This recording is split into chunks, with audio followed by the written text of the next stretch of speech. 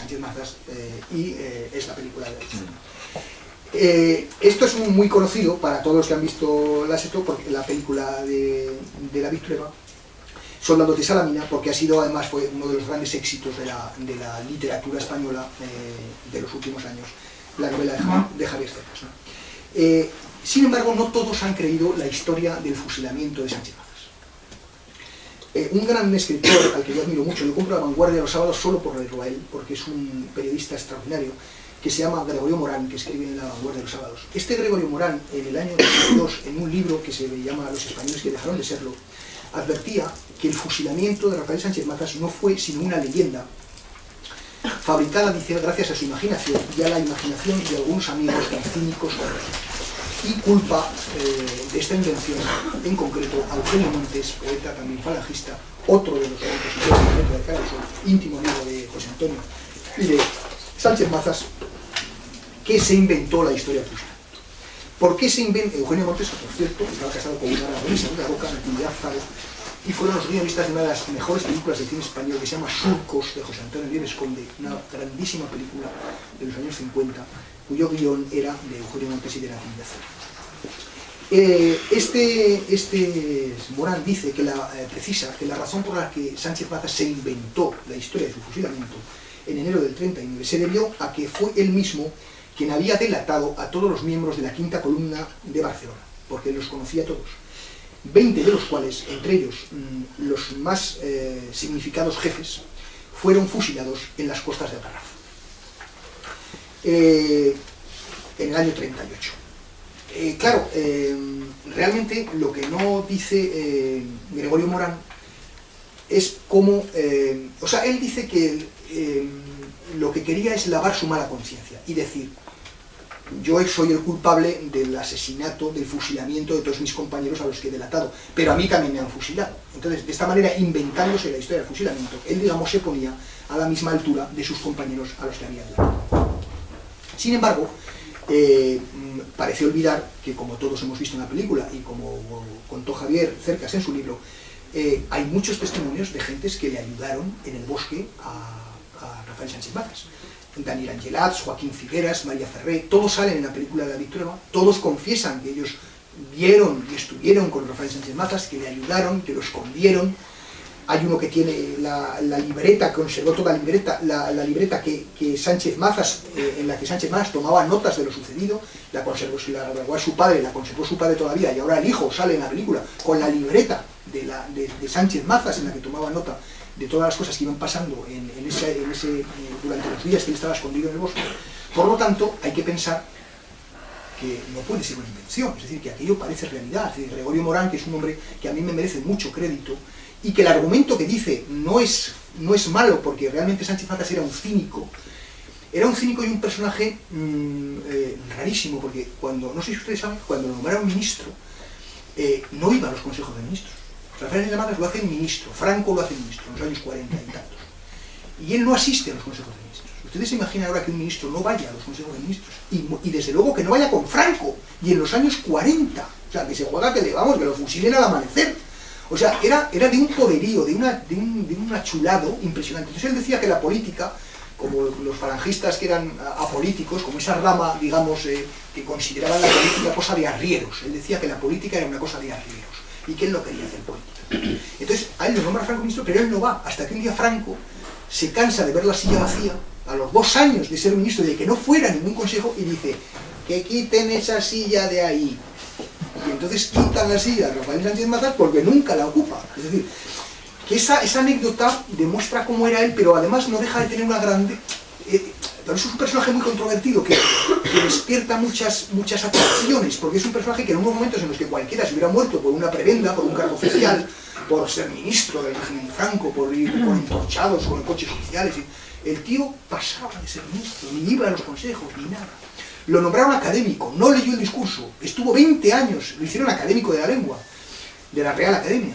Y ya saben que solamente se toma posesión si lees el discurso, como es natural. Bueno, pues él estuvo 20 años nombrado sin leer el discurso, no le dio la gana leer el discurso. Y no fue académico porque no leyó el discurso, pero estaba nombrado ya. O sea, no quiso, es decir, no buscaba nunca el protagonismo, no quería, no buscaba la vanidad. Era un personaje muy peculiar, ¿no? Hay otra anécdota muy bonita, Rafael Sánchez Mazas, es que podríamos estar toda la noche hablando de cosas de estas, de cómo cuando a él es ministro le llama a un amigo suyo vasco, porque él había vivido en Bilbao muchos años, le llama a un amigo suyo vasco, nacionalista vasco exiliado, que se ha exiliado, y le llama y le dice, acabo de quedarme tuerto. Ramón Aras se llamaba, dice, acabo de quedarme tuerto. Dice, y naturalmente me han confiscado, porque era un hombre rico, coleccionista de Darío de Rebollos, un gran coleccionista de pintura española, este Ramón Aras, o sea, era un miembro de la alta burguesía vasca, nacionalista de derechas, nacionalista del PNV, pero como nacionalista exiliado. Pero nada sospechoso de izquierdista ni nada, un nacionalista de derechas, como el PNV, democristiano. Y muy rico. Entonces este le dice, tengo muchísimo dinero en la cuenta del Banco Vizcaya, pero me la han congelado. Entonces dice, te conmino a que vayas al Banco de Vizcaya, que le pidas al director que te pague un ojo de cristal de color avellana claro, decía, quiero un ojo de cristal de color avellana claro, y que me lo compres y que me lo mandes. Y entonces Rafael Sánchez Mazas se viste con sus mejores galas ministeriales, se pone el penacho de plumas de ministro, se viste con su traje de ministro y tal, se presenta, le va al oculista de Aseras, le compra el ojo de cristal a su amigo Ramón, se presenta, podía haber terminado aquello, pero le gustaba seguir haciendo literatura, se presenta en el Banco Vizcaya y le dice al director, vengo a que me abonen el ojo de cristal de collar de claro que acabo de comprarle a mi amigo Ramón Aras. Y el presidente del Banco de Vizcaya aterrorizaba ante la visita al ministro, imagínense, le pagaría lo que fuera, ¿no? Bueno, pues este Sánchez Mazas era así, era un personaje curioso, ¿no? Bueno, pues no sabemos realmente lo que pasaría, pero hay, hasta ahora no lo sabemos, pero hay un libro del que estábamos hablando ahora, este libro de Jesús Pascual Aguilar, Yo fui asesinado por los rojos, que lo demuestra que sí que ocurrió, porque de esos 50, como decía, no fueron solo uno el que se salvó, se salvaron dos, porque hubo otro superviviente de ese asesinato en la tercera. Y este otro que se salvó es Jesús Pascual Aguilar, aragonés de Alcoriza, que lo cuenta en los años 70 en un libro que se llama así, Yo fui asesinado por los rojos, y en el que cuenta cómo se salvaron Rafael Sánchez Mazas. Fue David Trueba, que es muy amigo nuestro, el que nos informó a Félix Romeo y a mí, a Félix Romeo, mi querido amigo Félix Romeo, que acaba de morir con 43 años, hace muy pocos días, fue el que nos informó a Félix y a mí de que existía este libro. Nosotros no lo conocíamos, no sabíamos quién era Jesús Pascual Aguilar. Habríamos visto alguna vez, yo lo había visto alguna vez por los rastros en el suelo ese libro, pero nunca me había parado porque como no me sonaba de nada el nombre, Jesús Pascual Aguilar y Oficial de los Rojos, me imaginé que era pues un libro más de un falangista sin interés, que no le presté atención. Pero cuando él me dijo, como siempre buscáis escritores raros y este es aragonés como vosotros, y yo me he inspirado, me he basado buena parte de mi película en este libro, en el testimonio de este libro para hacer la película con Ariadna, os va a gustar mucho. Entonces, claro, nos pusimos a buscarlo entonces como locos el libro. Y lo encontramos enseguida, tuvimos mucha suerte. Félix lo compró en Barcelona y yo lo encontré en el rastro en Zaragoza. Este Jesús Pascual Aguilar había nacido en Alcoriza, descendía de Molinos y simpatizaba con Falange en los años 30, y el 18 de julio del 36 él se va a Alcoriza, a Molinos, perdón, a pasar el verano. Luego se quería venir a vivir a Zaragoza, porque vivía en Barcelona, se iba a venir a vivir a Zaragoza, pero dijo, el verano me lo voy a pasar en Molinos en casa de la familia. Allí le sorprende la sublevación del 18 de julio, y como Molinos cae en zona republicana, y él es ya simpatizante, claro simpatizante falangista, él se escapa corriendo pensando que lo van a matar y se va al monte.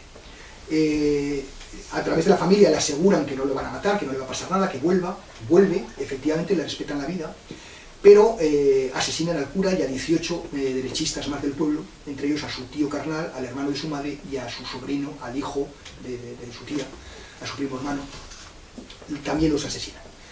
Él se salva, de momento a él le respetan la vida, y llega un momento en el que un tal Enrique Mora, falangista de Barcelona, se hace pasar por un jerarca republicano, se viste como un jerarca republicano, llega al pueblo, engaña a los del comité del pueblo y se lleva, dice que se lo tiene que llevar detenido porque le han dicho en Barcelona que es un derechista y tal, que lo van a juzgar en Barcelona, y se lo lleva y le salva la vida. Este Enrique Mora llegará a ser, por delegación de Luis Santamarina, jefe de la falange barcelonesa durante la guerra. Y luego, cuando Enrique Mora lo detengan y vayan deteniendo y cayendo todos los sucesivos jefes de la falange barcelonesa, porque claro, Barcelona es zona republicana. Entonces, claro, ahí ser de la falange, estás, digamos que, claro, es la quinta columna, o sea, ahí estás, lo haces todo con un secretismo y jugándote la vida, porque si te descubren te fusilan inmediatamente. Van cayendo, claro, todos los jefes de la falange, hasta que Jesús Pascual Aguilar, Luis Santamarina desde la cárcel. Luis Santamarina es el gran jefe de la falange barcelonesa, escritor y gran poeta, y otra bellísima persona. Luis Santamarina tuvo 3 condenas de muerte. Y milagrosamente, nadie entiende por qué, se salvó. No lo fusilaron nunca, es decir, estuvo en la guerra los 3 años, porque él estuvo los 3 años preso, con 3 condenas a muerte que no llegaron a realizarse.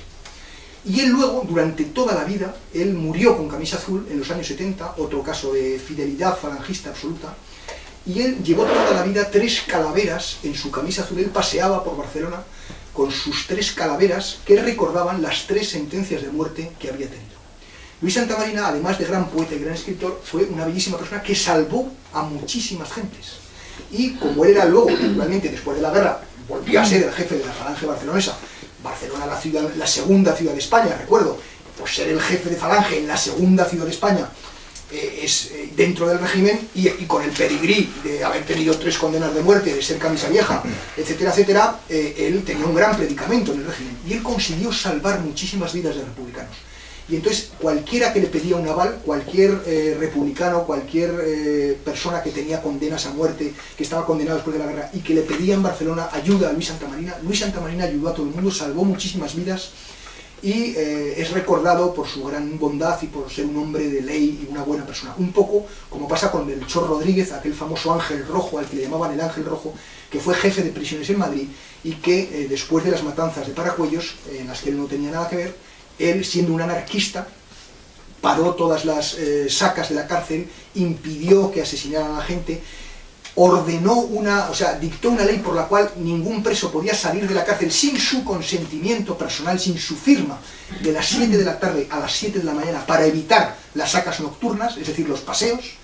Y desde que estuvo él, Melchor Rodríguez, de director general de prisiones en Madrid, separaron todas las sacas, todos los paseos nocturnos y todos los asesinatos, salvó a Agustín Muñoz Grandes, jefe de la División Azul, posteriormente general de Franco y jefe de la División Azul, salvó a Ricardo Zamora, el futbolista, salvó a Ramón Serrano Súñez, el cuñadísimo, los salvó de sacas en la cárcel, y luego, cuando terminó la guerra, todos estos, Agustín Muñoz Grande, bueno, lo juzgaron, él estuvo en la cárcel, terminó la guerra, era anarquista, había sido jefe de prisiones, había tenido un cargo público de grandísima relevancia con la República, él lo juzgaron y lo condenaron a 20 años de cárcel. Después de haber hecho todo esto, lo condenaron a 20 años de cárcel. Entonces Agustín Muñoz Grandes se presentó con 2000 firmas, con 2000 avales en el juicio, vestido de general, de teniente general, a decir: este señor es lo más grande que tenemos en España, este señor me salvó la vida, se la salvó a fulano, a fulano, a fulano, a fulano, a fulano, están cometiendo ustedes, les dijo a los jueces, una grandísima injusticia con él y tal y cual.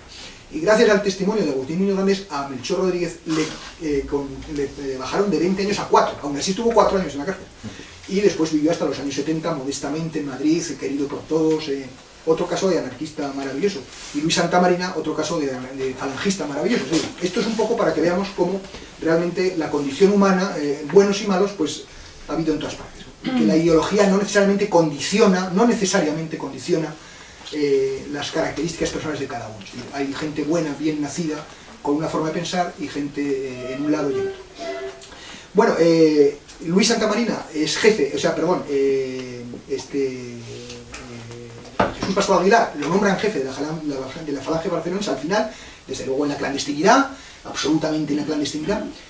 Forma parte de la quinta columna, va organizando los grupos de la quinta columna, porque la quinta columna, como saben ustedes, no era un solo grupo, la quinta columna no era la quinta columna, un grupo de opositores a los republicanos, no, la quinta columna eran muchos grupos clandestinos que se organizaban, el uno lo dirigían unos, el otro lo dirigían, ya había 30, ya había 20, en plan secreto, que de vez en cuando se podían juntar para cambiar impresiones, porque claro, era muy complicado organizar una oposición dentro de Barcelona, dentro de Madrid, me imagino, ¿no? Es decir, dentro de, como me imagino que le pasaría los mismos a los republicanos que estuvieran, por ejemplo, en Zaragoza, que era zona nacional, ¿no? Es decir, cómo te organizabas sin que te descubrieran, ¿no? Era muy complicado. Bueno, pues él es jefe de la falange y aguanta un tiempo, van cayendo todos, los que iba nombrando Santa Marina desde la cárcel, van cayendo, nombra a Carranceja, nombra a José López Pastor, un oficial de notarías que tenía mil tíos apuntados en su grupo de la quinta columna, este cae con la lista de los 1000, detienen a todos, o sea, una catástrofe, fusilan no sé cuántos, y al final lo cogen también, lo cogen a Jesús Pascual Aguilar y se lo llevan preso a la Checa de Valmayor, una checa terrible de Barcelona, donde coincide con un escritor muy famoso, también con una historia muy bonita, que se llama Félix Ros. Félix Ros era un gran poeta también, un gran escritor, tiene muchos libros publicados, que fue el que desvalijó, para que sepan esta curiosidad, el que desvalijó la biblioteca de Juan Ramón Jiménez. Juan Ramón, cuando llega, después de la guerra, Félix Ros entra en casa de Juan Ramón Jiménez y le roba los libros, porque Juan Ramón Jiménez había ido al exilio, entonces él es el de los que entran y le roban la biblioteca. Juan Ramón Jiménez protesta iradamente ante José María Pemán, le llama a Pemán y le dice: Pemán, que me han robado los libros, haz algo y tal y cual, esto es un escándalo. Y entonces José María Pemán pone orden, llama a Félix Ros y le dice: oye tío, no puedes robar los libros de Juan Ramón Jiménez. Y entonces Félix Ros tiene que devolver los libros de Juan Ramón Jiménez que acaba de robar. En esto no hacía sino seguir los pasos de Adriano del Valle, otro gran poeta andaluz falangista, que se había incautado al finalizar la guerra de la gran biblioteca que tenía la revista Cruz y Raya, de Pepe Bergamín, de José Bergamín, que también se había ido al exilio y que su biblioteca se la quedó, la incautó, la confiscó Adriano del Valle. Bueno, allí coincide con Félix Ros y se los llevan al Cuyel. Y allí en el Cuyel, entre los 50 que salen a ser fusilados están Rafael Sánchez Mazas y Jesús Pascual Aguilar. Y Jesús Pascual Aguilar en este libro cuenta, Yo fui asesinado por los rojos, cuenta toda la historia y cuenta cómo los dos salieron, cómo efectivamente coincide el testimonio. Pero claro, todo esto lo bueno es que es de los años 70, es decir, no cuando Rafael Sánchez Mazas ya se hace famoso con soldados de Salamina, cuando se empieza a hablar de soldados de Salamina, cuando se empieza a hablar de su fusilamiento, cuando se empieza a conocer la historia. No, es que esto lo cuenta él 20 y tantos años antes. Es decir, lo cuenta cuando Rafael Sánchez Mazas es un perfecto desconocido del que nadie se acuerda. Es un testimonio muy valioso porque no puede haber ninguna intencionalidad de defender ni de decir nada de Sánchez Mazas. Él cuenta la verdad, lo que pasó. Entonces él cuenta que los dos se meten. Él ve que Sánchez Mazas se echa a correr hacia el bosque. Él dice: yo vi que Sánchez Mazas se echaba a correr hacia el bosque y yo le seguí. Yo me eché a correr detrás de él y ya le perdí la pista. Dice: ya no lo volví a ver hasta que era ministro. Y lo vi por la radio, o lo escuché por la radio, o en el Gran Hotel de Zaragoza, es decir, que lo vi una vez en un meeting en el hotel. Pero él ya no lo volvía a ver, porque claro, él se echó a correr, el otro se echó a correr, según sabemos, pues el miliciano descubre a este, luego Rafael Sánchez Mazas perdió las gafas, entonces que era muy miope, estuvo muy perdido, y este otro, que era mucho más joven, claro, Jesús Pascual Aguilar, entonces era un chico de 20 y tantos años, frente a Rafael Sánchez Mazas, que entonces ya tendría, pues a lo mejor 40 y muchos, 50 años, ¿no? Probablemente ya era un hombre mayor, proporcionalmente este chico, es decir, para correr, para escapar, para todo, pues probablemente Jesús Pascual Aguilar se echaría a correr, no habría quien lo parara, y el pobre Sánchez Mazas, encima que había perdido las gafas, pues que le perdió la pista nada más entrar al bosque, y ya no lo volvió a ver nunca más. Pero él sabe que se echó a correr detrás de él y que hubo, por lo tanto, de los 50 asesinaron a 48, pero hubo 2 que se salvaron, y este que se salvó era un aragonés.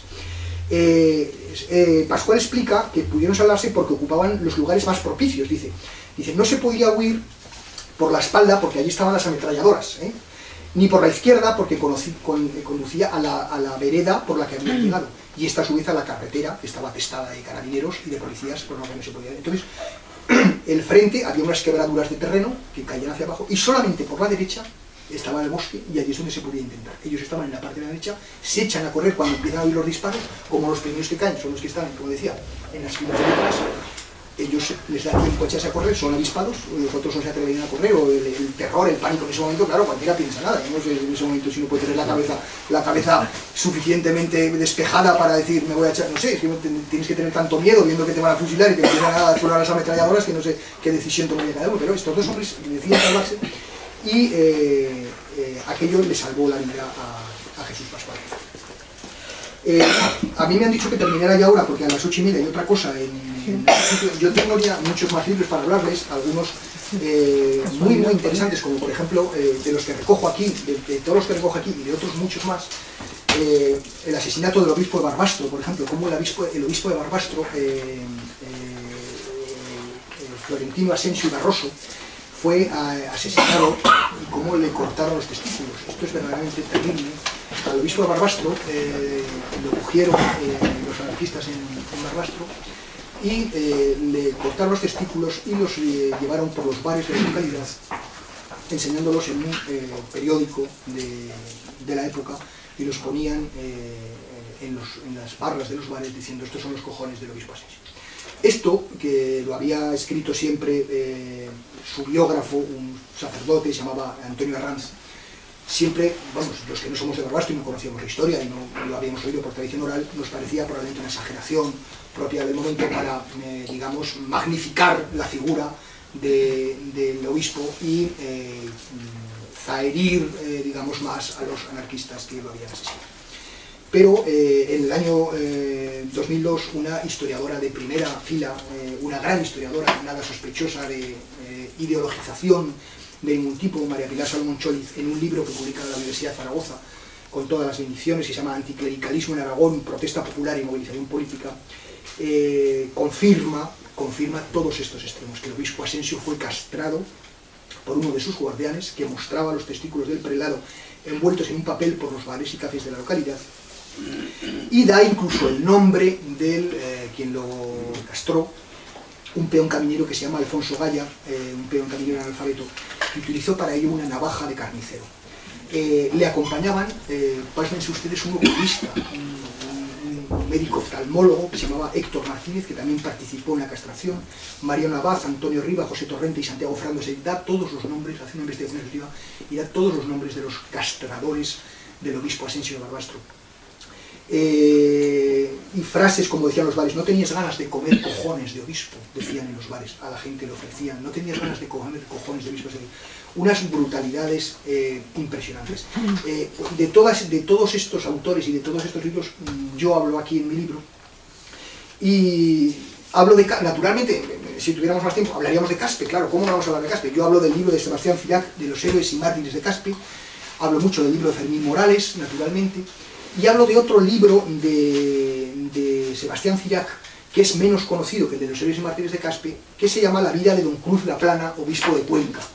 Cruz La Plana era chistavino, era alto aragonés del Valle de Gistaino, donde había nacido en el año 1875, y había sido obispo auxiliar de Soldevila en Zaragoza, fue su obispo auxiliar. Cuando lo nombran obispo de Cuenca, Soldevila no quiere que se vaya porque le parece un gran obispo y un derechista como él, porque Soldevila era muy derechista y este era también un obispo muy ideologizado, y si quiere que se quede con él en Zaragoza. Y sin embargo no le hacen caso y se va de obispo a Cuenca. Y en Cuenca lo que cuenta Cirac, nuestro paisano Sebastián Cirac, lo que cuenta es que en Cuenca lo que hizo Cruz de la Plana fue organizar la política de derechas de Cuenca. Y entonces él era el consejero supremo, un canónigo de la catedral dirigía la propaganda y la organización, y luego un general que se llamaba el general Fanjul y otro más que se llamaba el señor Conceso Coso. Estos recorrían la provincia y actuaban públicamente. De esta manera, en el 31 se consigue en Cuenca, por ejemplo, una victoria electoral derechista absoluta, y consigue que José Antonio Primo de Rivera, cuenta Cirac, Cruz de la Plana consigue que José Antonio Primo de Rivera se presente por Cuenca a las elecciones por la candidatura de derechas, y sale elegido por Cuenca por la candidatura de derechas Primo de Rivera, gracias a la petición expresa de Cruz de la Plana. Es decir, es un libro muy interesante para ver cómo realmente había jerarcas de la Iglesia Católica que no eran imparciales, es decir, que había jerarcas de la Iglesia Católica que se decantaban muy significativamente por una ideología, es decir, que no eran los pastores de todo su pueblo, sino que solamente eran los pastores de una parte de su pueblo. Eso creó unos odios brutales, claro, que luego explican buena parte del anticlericalismo, quizás, ¿no? Entonces explican a lo mejor por qué el obispo de La Plana fue de los primeros obispos asesinados, porque allí en Cuenca, claro, las izquierdas le tendrían un odio feroz porque sabían que él participaba en política, es decir, que él no era un obispo de todos, sino que era un obispo solo de una parte de la población. Y entonces lo fueron a buscar. Claro, esto no justifica en absoluto que lo asesinaran, por Dios, pero sí que no lo justifica, pero lo puede explicar, es decir, puede explicar el odio que tenían hacia este tipo de clero que participaba en política de una forma decidida. Entonces lo asesinaron, lo fueron a buscar y lo asesinaron en agosto del 36 junto a otros 2 sacerdotes aragoneses que lo acompañaban, que él se había llevado a Cuenca de auxiliares suyos, un beneficiado de la Catedral de Cuenca, Manuel Laplana, que era familia suya, y un canónico que se llamaba Fernando España, que también era del Alto Aragón, paisano suyo. Asesinaron a los 3, ¿no? Por ejemplo. Podríamos hablar del Tebiba Rumi, del abuelo de Ruiz Gallardón, del alcalde de Madrid, que era todo lo contrario. Por ejemplo, este era una bellísima persona, falangista, jefe de la prensa de Franco, del movimiento. Era el que le llevaba la propaganda en su cuartel general, el jefe de la propaganda de Franco en el cuartel general, y este Tebiba Rumi, a este le asesinan un hijo en la guerra. Le sacan a un hijo falangista en Madrid, él está en Madrid, tiene un hijo falangista como él, al que le apodaban el Cejas, lo van a buscar una noche y le dan el paseo, y lo asesinan. Los republicanos, en Madrid estamos hablando. Cuando termina la guerra, detienen al asesino de su hijo. Y se lo llevan para que él lo identifique, porque claro, él lo ha visto, porque estaba en su casa cuando se lo llevan. Para que lo identifique y diga que es él, y consecuentemente lo fusilan. Y le cuenta a Eduardo Aro-Teglen, en El País, lo cuenta Aro-Teglen, nada sospechoso, un hombre izquierdista, nada sospechoso de querer defender al Tebiba Rumi, a Víctor Ruiz Albéniz, al nieto de Ruiz Gallardón, al abuelo de Ruiz Gallardón, le dice a Aro-Teglen, y Aro-Teglen lo contó en El País, me trajeron al hombre que asesinó a mi hijo, y yo lo vi y lo reconocí.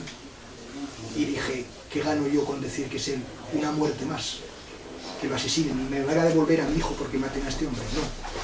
Y dije que no lo conocía. Es decir, él, en un gesto de grandeza impresionante, salva la vida del asesino de su hijo. Yo no sé, yo muchas veces me he preguntado, desde que conozco a esta guerra, ¿qué hubiera hecho yo? Es decir, yo no sé si hubiera tenido, vamos, yo creo que no. Yo creo que no hubiera tenido esa grandeza de espíritu, esa grandeza de corazón, de salvar la vida del asesino de mi hijo. Porque, además, estando tan reciente, porque claro, a su hijo le habrían asesinado en el 38, por ahí, en el 37, y esto era en el 40. O sea, que es que no es que las heridas hubieran cicatrizado, no, es que hacía 4 días de aquí. Han asesinado a tu hijo y tú eres capaz de tener la gallardía de decir, no lo conozco porque no quiero que haya otro muerto. Y han matado a mi hijo, ¿qué gano yo con que lo maten? Esto lo aseveraba Aro-Teglen en El País, lo contaba y se le llenaban, cuando lo contaban, todos los que se lo oyeron contar en cafés, etcétera, decían cómo se emocionaba cuando se lo contaba. A mí esta anécdota me parece, me la contó mi amigo Víctor Juan, el que me ha acompañado hoy aquí, y desde que la conocí me emocionó tanto que es una de las mejores anécdotas de bonomía que uno puede contar en la vida, ¿no? Cómo uno puede salvar al asesino de su hijo, ¿no? Esto vendría, a lo mejor este gesto es de actualidad, porque ahora con las víctimas del terrorismo, con todo lo que se nos viene encima, ahora con las víctimas del terrorismo, ¿qué vamos a hacer? ¿Cómo va a entender la sociedad española los pasos con el terrorismo? ¿Qué se va a hacer con los terroristas? ¿Las víctimas del terrorismo van a ser generosas? ¿No lo van a ser? ¿No?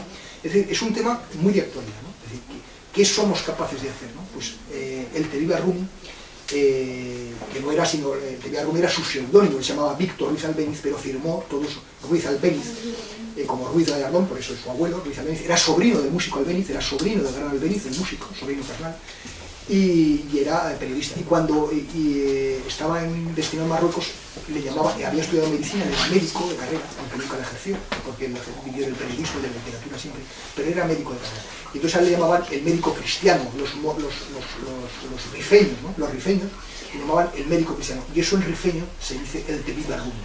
Entonces él cogió ese mote, el Tebiba Rumi, ese seudónimo para firmarlo. Bueno, no les entretengo más, ha sido un placer. Podríamos estar mucho más rato, pero creo que nos estamos pasando ya 5 minutos al menos. Ha sido un placer enorme estar con ustedes en Caspe, y les prometo que volveré encantado para contarles más historias como estas y otras de Muchas gracias.